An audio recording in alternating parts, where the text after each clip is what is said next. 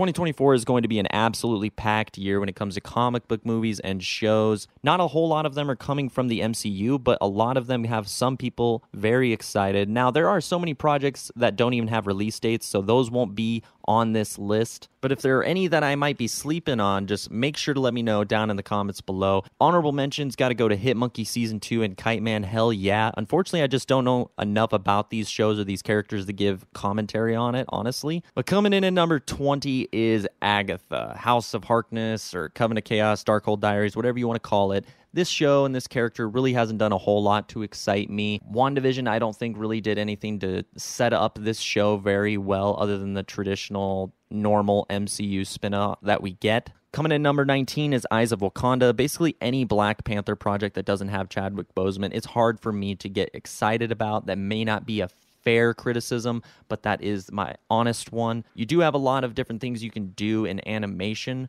but as of right now, there's not a whole lot to get me excited about this show.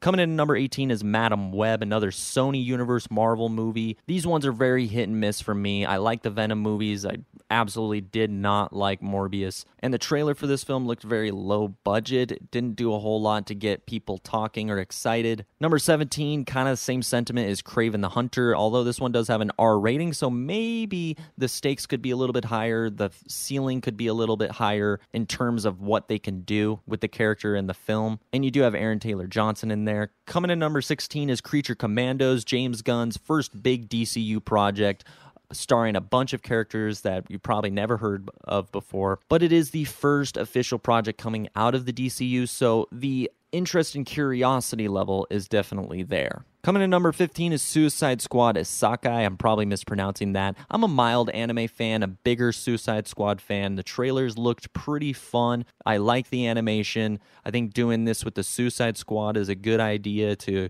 kind of utilize the Suicide Squad without giving them a $200 million movie. Number 14, we have Friendly Neighborhood Spider-Man. Now, this one has gone through a few different changes from Spider-Man freshman year, being an MCU show, having Tom Holland. None of that is going to be happening, although we are still getting Charlie Cox's Daredevil in there, and really any Spider-Man animated show I'm going to be excited about. Number 13, we have the Walking Dead spin-offs. Now, I used to be a huge Walking Dead fan. I kind of fell off halfway through season 8, and I never got into any of the spin-off shows, although they do have the Rick and Michonne series starting this year, as well as the Daryl Dixon series coming back, so I do think that there is a number of spin-off shows that could actually be enjoyable to watch. Number 12, we have the Crow movie. Now, this one I don't think has an official release date. It is, of course, starring Bill Skarsgård, and they have the hopes of setting up a Crow cinematic universe where they can introduce video games, animation, and all sorts of stuff.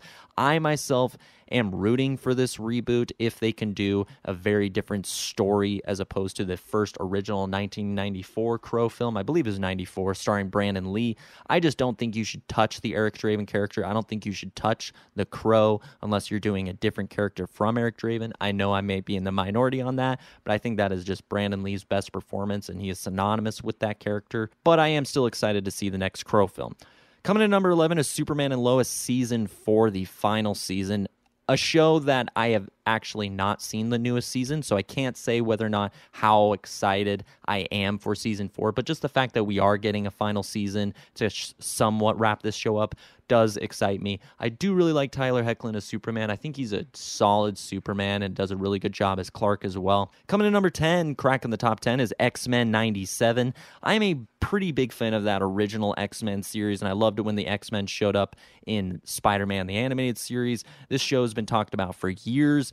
There's a huge cult following. It's going to be in many people's top 3 even. Coming in number 9 for me, though, is Venom 3. I actually really liked the first 2 Venom movies, although I haven't gone back to the second one as much as the first one, and I probably should. These films really work for me just based off of Eddie and Venom's chemistry, the performance from Tom Hardy, as well as the Venom character itself just adds a lot of differences to the comic book movie genre, kind of an anti-hero, lethal protector type. Super fun.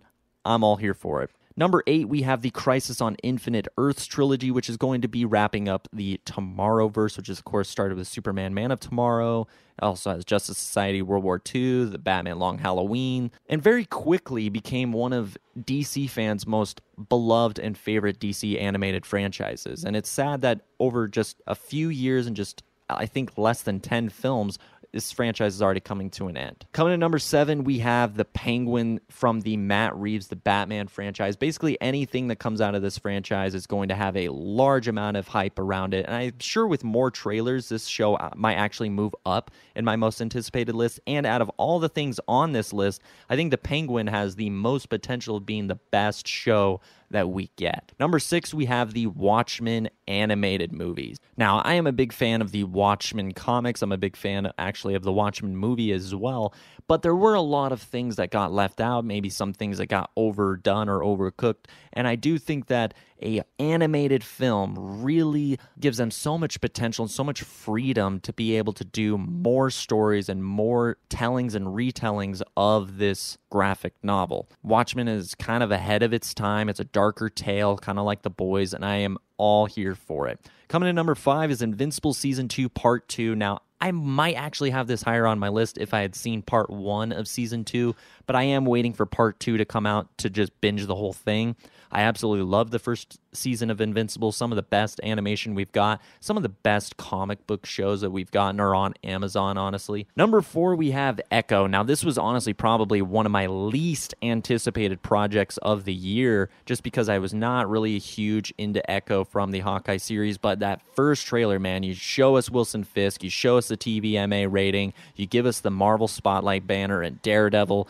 There's so much to be excited about this show. Number 3, Joker Folie, a Deux. Now, I absolutely loved the first Joker movie. I know it wasn't for everybody, but I think Joaquin Phoenix gave one of the best performances in the last decade in that film. I think Joker is one of DC's best films. I think Joker is just straight up one of the best comic book movies of all time. However, I am not a musical fan at all, and it's not like I'm against people. I'm not going to hold it against you if you absolutely love musicals. My wife loves musicals, my dad loves musicals, but for some reason I'm just not into musicals. Whenever they start singing in a movie, unless it's like an animated Disney movie, it really takes me out of it. So I'm not sure how they're going to handle that. They did get Lady Gaga to play Harley Quinn, so we know she can act, we know she can sing, we know Joaquin Phoenix can sing. However, I just really hope that the musical numbers are limited in this film. Coming in at number 2 is The Boys Season 4. The Boys is one of the best comic book shows of all time. The storytelling, the cast, the acting, the characters are so well developed, so well written. The CGI is done very, very well and very responsibly used, might I add. It is very adult themed. It's graphic. It's got a lot of sexual content. Yes. It does have a lot of blood and guts. Yes. But it also has so many different storylines and characters that you care about, that feel grounded in a real-world setting, even though you got character like Homelander, who has the powers of Superman. It feels very believable and is very easy to watch, and I think if they can pull off Season 4, and I don't know where they're going to end, if it's at Season 5, if they can pull off Season 4 as good as the first 3 seasons, this might be one of my favorite shows of all time. But coming in at number 1 is Deadpool 3. If you got Hugh Jackman coming back as Wolverine, you got Ryan Reynolds as Deadpool, what else could you ask for other than X-Men Origins Wolverine? My only worry about this film is it going to be nostalgia bait? Is it going to have endless cameos that are just mindless just for the sake of having people show up? I don't think so, but that is a valid concern. I have nothing to go off of that makes me confidently think that that's not the case, other than the fact that it's Ryan Reynolds. This is the first MCU project that's going to have an R rating, first MCU project that is going to star mutants and X-Men characters. And it's going to be very interesting to see just how many cameos and characters and mutants and X-Men we do get in this film, if any of them are going to stick around after this film, if this film's going to set up the X-Men, if we're going to see any of them return in Secret Wars. There's just so much hype, so much speculation. It's closing off of a trilogy. It's setting up Deadpool's debut and return, while also potentially finishing off that trilogy. It's also a great gauge of interest for the average movie-going audience, how many people are going to be interested in this movie? And if it's good, if it's great, if the marketing is great, and yet it still doesn't make a bunch of money, if it's, for instance, fails to make 700 million, 750 million at the worldwide box office, I think that's a good indicator that either A, they waited too long for this movie, or B, the comic book movie genre is fading out fast. We know it's fading, but to what degree is still the question. But there you have it. There are my top 20 comic book movies and shows of 2024. What are some of your most anticipated comic book movies and shows in 2024 coming out? Did I miss a few? Let me know down in the comments below. If you enjoyed the video, make sure to like and subscribe, as it really does help support us, as we are a very small channel trying to grow. Thank you so much for watching, and until next time, bye-bye.